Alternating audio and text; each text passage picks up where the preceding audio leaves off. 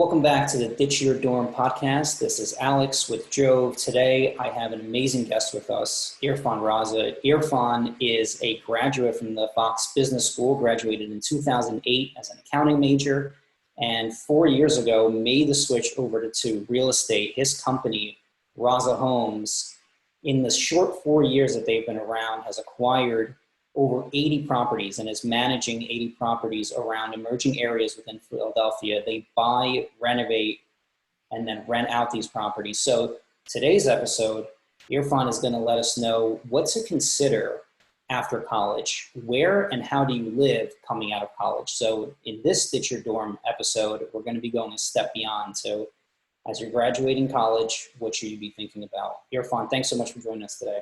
Glad to be here. Thanks, Alex. Really appreciate you having me. It's great to have you on. And side note, Irfan was our advisor for the Be Your Own Boss Bowl for Temple's IEI program. So definitely a special guest here.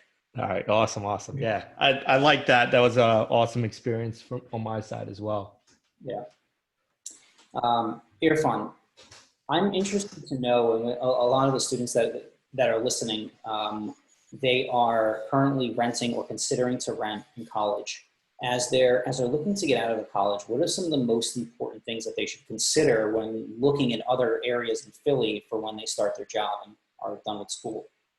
Yeah. So out of college, I think the most important thing is on deciding where to live is probably your income, right? So I think that has a lot to do with where you're going to live, where you decide to live, and income is usually based on the job you have as well as any additional sources. So right now, a lot of people are working like what I call gigs, which is like 1099 income, in addition to their regular W-2 income, right? So out of college, you might get your job. It might not be as high paying as you want. So I would suggest that, number one, you record all your income on your tax return so you can provide it to whoever you are going to provide it to for your housing needs. So if you do choose to rent, renting would require a rental amount of 3 times your income. And then if you do choose to buy, you're going to need that support to get a mortgage. And the more support you have, the better. The more documented income you have, the better as well. So I think that's very important. And as we are changing the way we work, I think a lot of people are getting these quote unquote gigs. It's important to record that income for those gigs. So yeah, I think that's probably the most important thing is your income. And then I think the next most important thing is, before we go into that, I have a question for you. So you mentioned that if you're looking to rent, your income should be, did I hear you right, that your income should be 3x your rent of your rent? Yes, exactly, right. So if you are trying to rent an apartment that's $1,000 a month, your income should show $3,000 a month. Right. And that's typically the guideline that most landlords will use to make sure that they qualify for the specific property. So I understand a lot of your listeners are currently in college, and they might be asking themselves, well, I was able to get this apartment here without having 3 times the income. And that's really just due to the co-signers that they had. So usually they would have a parent or guardian co-signing for them, showing an income amount that would be approved for that 3 times rent amount. Got it. Okay, that makes a lot of sense, because in college, most kids don't have income that's 3x whatever their rent is for their off-campus housing, but that makes a lot of sense. Yeah, in this case, you might not have the guarantor or the co-signer. Got it. So, all right, once they have their income figured out, where does that leave them to figure out where and how to live in Philly? Well, after they have their income figured out, they probably have their job set up. So if they have their job set up, I think that's a major factor in where they want to live. So location wise, if you're living close to center city and you may not be getting the high paying jobs to live in a center city high rise or Rittenhouse Square, you might need to just go a little bit further away from the city, which would be in your neighborhoods such as Point Breeze, Brewery Town, Fish Town, with easy access to the city. So that would be very important for center city workers. But say you're working in other places like Cherry Hill, New Jersey, King of Prussia, places near the Willow Grove exit, transportation might be necessary by car.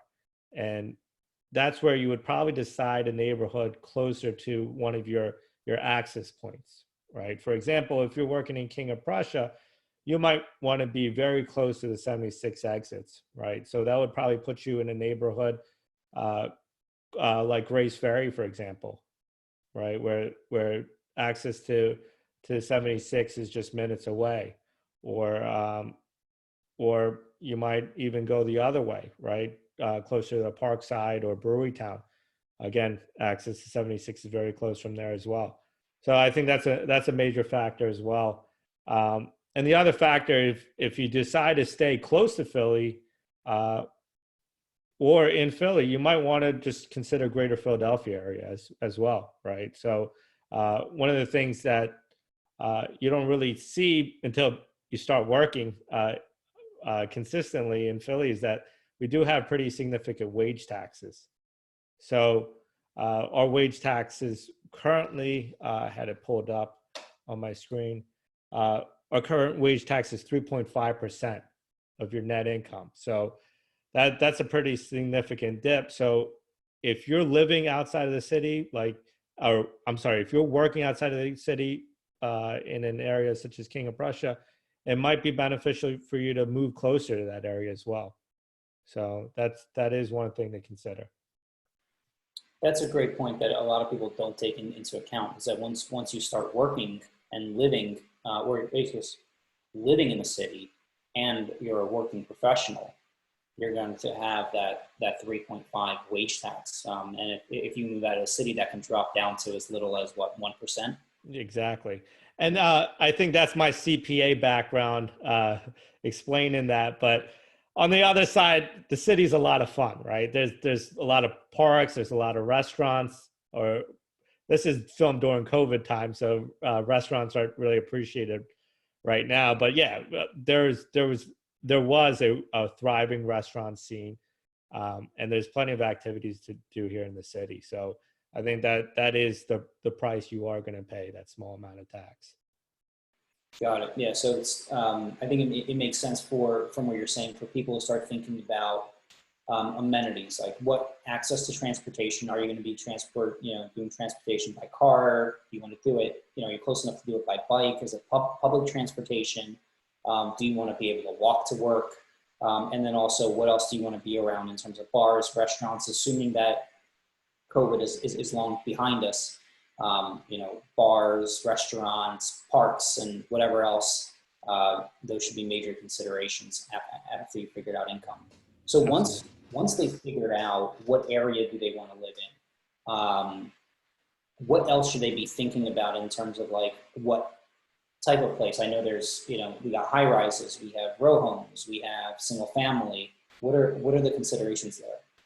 Yeah, so I think another consideration before they figure out what type of place they want to live in is whether they want to buy or rent, right? So I think if they have the neighborhood completely locked down, this is a neighborhood they want to stay for a long period of time, they should consider buying. But if they're not completely sure, then I would say renting is the option. And going back to the CPA thing, part of the reason is there is a lot of transfer tax in Philadelphia, right? So you want to maintain your residence if you are buying for generally a longer time. Otherwise, you are going to take a pretty big loss.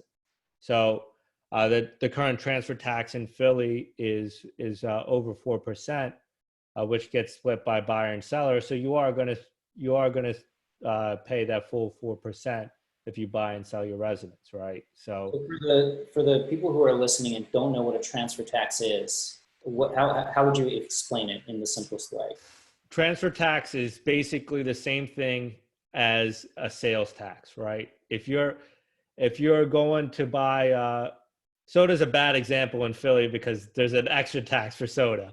But if you're gonna buy just whatever you're gonna buy, like a shirt, you're gonna get hit with the 8% sales tax in Philly. And of that 8% sales tax, 6% goes to the state, 2% goes to Philly. Very similar. If you buy real estate, you have 1% of that transfer tax goes to the state of Pennsylvania, and then 3.2% of that transfer tax goes to the city of Philadelphia. And that's split between buyer and seller. So back to that sales tax example, would be like the merchant's paying half of that 8%, and the consumer is paying the other half. In this case, it's a buyer and a seller of real estate. Got it. So that's a really important consideration. So if you're going to buy in an area and then you may move out of that area in 2 years, paying that extra 2%, may completely change your return on investment. Absolutely. And yeah, and that's kind of why I wanted to hit that before we talked about what type of building you want to be in, right? So if you're set on buying, most likely you are going to buy a single family row house or some type of condo, right? Really don't have too much other options in Philly if you're living close to Center City. So in your typical row house scenario, you're going to have shared walls.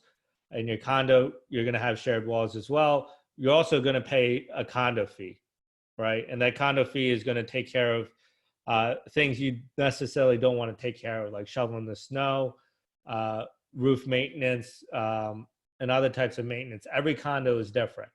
Whereas in a row house, you do have those shared walls, so you are saving a little bit on heat and AC because of the way townhouses are structured or row houses are structured. But you do have to maintain your sidewalks, you have to maintain your backyard, you have to maintain your roof, and it's on you to maintain. So that's something that you want to consider. Like, what type of person are you? Do you want your own thing? Do you want shared hallways? Some of these condos actually have some type of amenities as well, where you can get weightlifting facilities and pool facilities as well. So that might be something you're willing to pay for, right? So those are some of the things that you might want to look for while buying. While renting, it would be similar, right? So as a renter in an apartment building, you really only have to take care of your place of residence, right? Like your immediate place of residence. On the other hand, in a rental row house, which we primarily maintain just rental row houses, we require tenants to shovel their own snow, right? And maintain a clear path for snow. They have to maintain their residence free of pests and rodents, and they have to do some common maintenance as well. Whereas an apartment building, you might not have to do that. So that's another thing to consider, like the ease of living in your area. All those are all great points. For college students who are thinking about whether they should buy or rent, what is, if someone says or is thinking to themselves, I see myself staying in Brewery Town. I really like this area. It's close to work. I'm going to stay here for at least 5 years. And they're actually thinking about buying. Is that realistic for a college student? And like, how can they make it realistic for them to actually buy that early on in their career? I think it's realistic with employment, right? So as long as there is an employment or 2 years of self-employment history, it is very realistic. I think one of the major first steps is to find a knowledgeable real estate agent in that area. So I know a lot of real estate agents. I have a very good referral network. So if there is a need for an agent, I could link based on specific neighborhoods. But I think the easy way to do it is to see who's active in that neighborhood through online sources or just street signs, and finding those agents, and those agents can help you identify the what's the best time to buy, or how to get started. But real quick, I think agents number one, number two is getting your mortgage pre-approval, finding out how much house you can afford. And then number three is just putting in effort, right? So your agent's going to put in the effort. You have to put in the effort yourself as well, right? You have to look in your online sources, and you have to find, you have to search on your own as well to help assist the agent in finding the right property. Got it. And let's say a student finds a place and it's $250,000, let's say. How can they come up with, like, how much money would they have to come up with, for example, if they were going to buy it? Yeah, so there's a lot of different programs out there. I'm not as familiar of those programs as a first-time home buyer agent, right? So really quickly, I could just discuss the basics, right? As I know them. I think the most standard conventional mortgage you have is 20% down, 80% financed. So that would be your standard conventional. You do have a FHA product for your first-time home buyer, which allows you to put 3.5% down. And you do have other programs as well that allow you to put low money down. And you could also do a seller assist, which allows the seller to assist you in the down payment and closing costs. So these are all things that first-time home buyer agents are very familiar with, and it's something to discuss with your agent on the best approach for yourself. Got it. Okay, that makes sense. And if someone is looking to rent in these areas, should they take a similar approach in finding a real estate agent first, or should their search start somehow else? Yeah, so it's the rental industry is very interesting, right? So there are agents that show properties and they use the MLS to show those properties, but the MLS is also it's also marketed by your Zillow, your Hotpads, Apartments.com, and several other sites out there to find apartments. And I would say that those searches can be done either with real estate agents, which is probably the best way to do it initially in Philadelphia. And then the second best way is probably to just look at one of those legitimate sites, right? Your Hotpads, your Apartments.com. And through those sites, you're most likely going to be talking to a property manager or the landlord themselves. And then the MLS agent would also guide you, right? So if you have some uncertainties, I think the MLS agent would be able to assist you with your uncertainties. I would just stay away. If there's one thing I would stay away from is Craigslist and Facebook. They are prime opportunities for hackers and fraudsters, and I think those are two of the places that you want to stay away from. One of the things that we've noticed on attempted hackers that have relisted our properties on Facebook or Craigslist is that they will remarket properties for significantly lower than market rate. So recently we had a property that we had marketed for $1,400 a month in rent, and it was being remarketed for $800, right? So familiarity with the neighborhood would allow you to identify that very quickly, and I think that's probably one of the best ways to avoid that fraud. But the real estate agent is probably the number one setup. right? They're going to assist you correctly. That's great advice. In terms of, so let's say I'm in my senior year and I'm planning on graduating in May. Usually apartment leases at the university they go through July, they go through August. When should I really start looking for an apartment, or if I'm planning on buying a place to buy? How far in advance, based on what's going on right now in the market? Yeah, so that's a really good question. And it's a really good question because there's a lot of unknowns in today's market. So in a steady market without any sort of pandemic, I think on a rental market, August and September are your hottest markets, right? So doesn't necessarily mean that you should be going for a rental, but it means that there's a lot of inventory out there, but there's a lot of demand, so you got to act quick. October, November, it starts to slow down. There's less inventory in those months, but you could potentially get cheaper pricing in those months. And then January and February, those are the slowest times. There's more limited inventory, but potentially the best deals, right? And then after February, March, it starts picking back up. April, May is probably your most consistent period where the supply and demand matches most consistently. So you're going to have good availability, good price point, and things won't leave the market so quickly.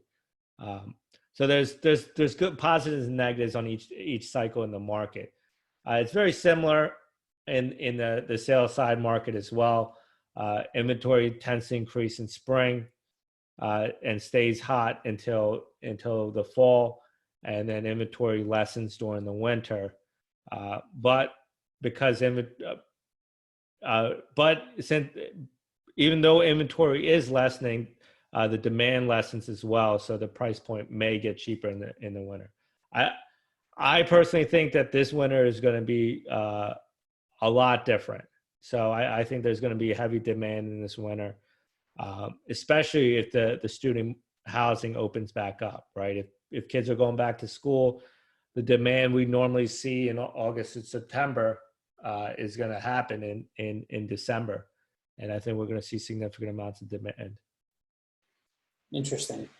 Yeah, this past year has been a very unpredictable market. I mean, the last 2 years were interesting as well. Yeah, I agree. We'll see what happens with the pandemic, and whether kids are going back to school or still doing things online. I think there's always changes in the market, and looking on the other side, I just have to constantly adapt, right? So I would encourage your listeners to be open to adapting as well, right? There is a possibility you might find significant decreases in the housing market for sale opportunities. So you might want to consider purchasing a house more than renting a house at that time. So based on the market, your decisions may change one way or the other. I know my decisions are changing on almost a daily basis now based on the environment that I'm seeing. So I want to take a step a little bit in the personal direction. How did you first? I mean, you're coming out of a marketing degree at Temple. You entered the workforce. Accounting background. You entered the workforce as an accountant, and then how did you make the transition to real estate? Yeah, so it's a difficult question because there's just not one answer on how I made the decision, right, to transfer to real estate. I think it goes back to as early as childhood when I was like, I loved going to Home Depot and Lowe's, and I eventually was working at Home Depot and Lowe's when I was a college student at Temple. So I just like building stuff, and I think that love for building stuff kind of pushed me into real estate. And I didn't realize I needed to get into real estate for a while, right? So first thing that I did out of school is I basically saw the potential when I was in school that everybody at Temple was starting to live off campus, and there was a lot of housing inventory. There's a lot of development off campus, and I started seeing that, and I started becoming more and more interested in that side. I graduated Temple accounting, passed my CPA, and then I started working at KPMG, which was downtown Philadelphia. And I continue to see that growth. And at KPMG, I made my first move to buy an investment property before I had my housing set up, right? My personal housing set up. So I bought my first investment property, bought another one, which required significant rehab. I kind of fell in love with it, and I just slowly built up my portfolio. And then 2016 came around, and I basically separated ways from my employment, pretty much on or close to my 30th birthday. And I started going into real estate full time. So I had passed my real estate license 6 months prior to that, utilized that to help me start, and just pretty much tried never to look back, but I still do get an accounting gig every once in a while. So nice. Well, the accountant in you definitely radiates through how you approach real estate. So I think that's a really interesting mix that you have, this passion for building, and then also a detail-oriented passion of looking at the numbers. absolutely, absolutely. And yeah, I think that's important, right? So I am a real estate sales agent, but I focus on selling houses for homeowners, so I can help them with their tax consequences and consult with them on the tax consequences. And I also focus on investors and developers, right? So I can help them as well. I have like a pretty specific niche. I don't really work too often with first-time home buyers because I think there's people better suited to that, right? But investors, developers, and definitely sellers as well. I think both my backgrounds help significantly in helping those people out.